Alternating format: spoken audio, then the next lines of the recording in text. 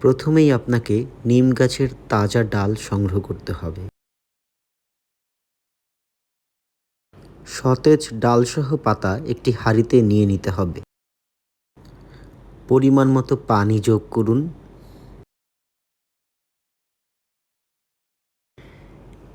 এবার পাতাসহ নিমের ডাল খুব ভালো মতো সেদ্ধ করতে হবে।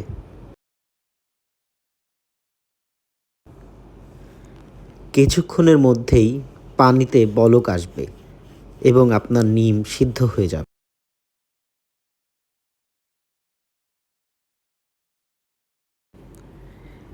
এবার সেদ্ধ পানিটি ঠান্ডা করার পালা।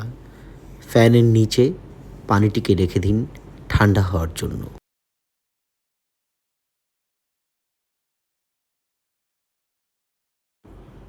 সেদ্ধ পানি ঠান্ডা হয়ে গেলে স্প্রেয়ারের মধ্যে ঢুকিয়ে নিন।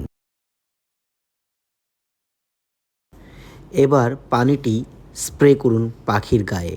একটু উপর থেকে দূরের থেকে ধীরে ধীরে স্প্রে করুন। এভাবে নিয়মিত ব্যবহারে পাখির উকুন এবং পোকামাকড় কমে যাবে।